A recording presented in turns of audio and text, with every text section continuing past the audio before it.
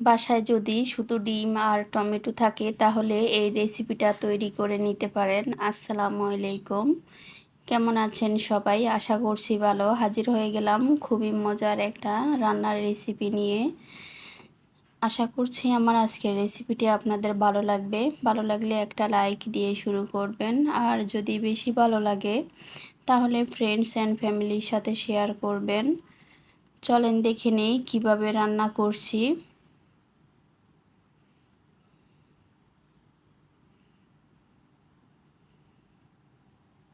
চুলায় একটা fry pan বসিয়ে দিয়েছি। এখন ফ্রাই প্যানটা গরম হয়ে গেলে দিয়ে দিব পরিমাণ মতো তেল। আমি এখানে সরিষার তেল দিচ্ছি।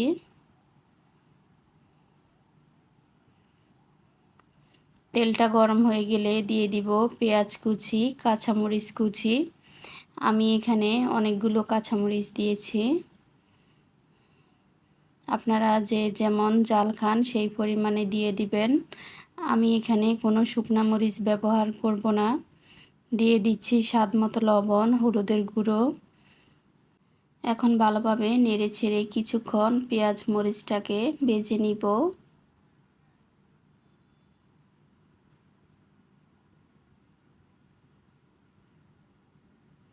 একটু সময় নিয়ে পেঁয়াজ মরিচটাকে ভেজে নিতে হবে।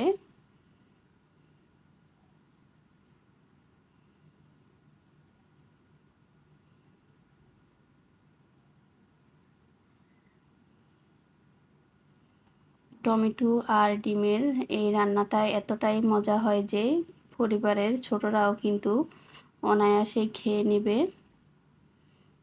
এই তো পেঁয়াজ মরিচটাকে আমি ভালোভাবে ভেজে নিয়েছি। এখন দিয়ে দিচ্ছি টমেটো। এখন টমেটোটাকে ভালোভাবে নেড়েচেড়ে মশলার সাথে মিশিয়ে নিব। মেশানো হয়ে গেলে কিছুক্ষণ ঢাকনা দিয়ে রান্নাটা করে নিব। এখানে কোনো পানি ব্যবহার করব না, টমেটো থেকে অনেকটা পানি বের হয়ে আসবে।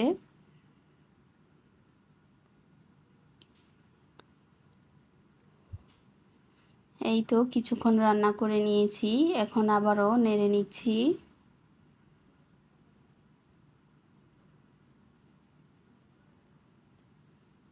কিছুক্ষণ পর পর নেড়ে নিব আর অপেক্ষা করব টমেটোটা সিদ্ধ হওয়া পর্যন্ত।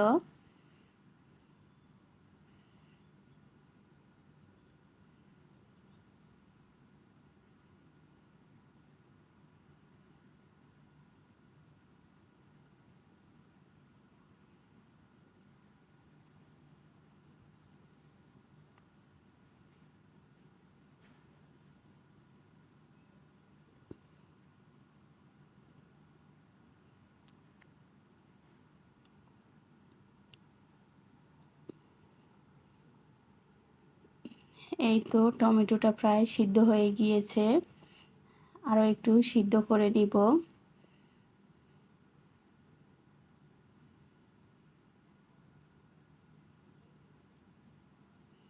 এতক্ষণ যারা ধৈর্য নিয়ে আমার ভিডিওটি দেখেছেন অথচ লাইক দিতে ভুলে গিয়েছেন, প্লিজ একটা লাইক দিয়ে দিবেন।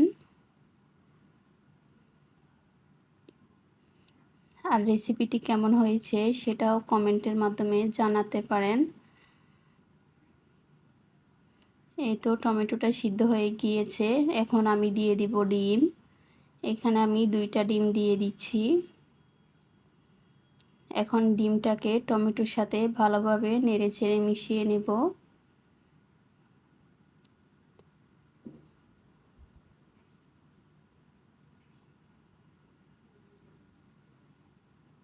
যখনই কিছু খেতে ইচ্ছে হবে না তখনই ডিম আর টমেটো দিয়ে এই রান্নাটা করে ফেলতে পারেন।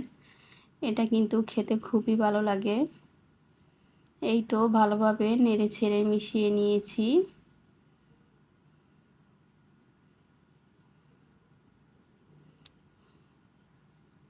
কালারটা খুবই সুন্দর হয়েছে আর খেতেও কিন্তু অনেক ভালো লেগেছে।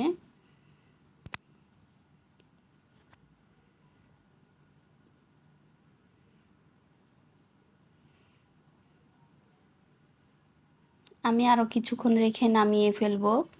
পরিবেশন করে দেখাচ্ছি কেমন হয়েছে।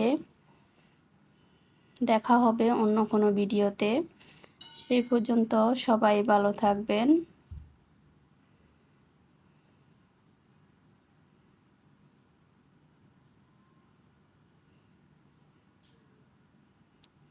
আসসালামু আলাইকুম। আল্লাহ হাফেজ।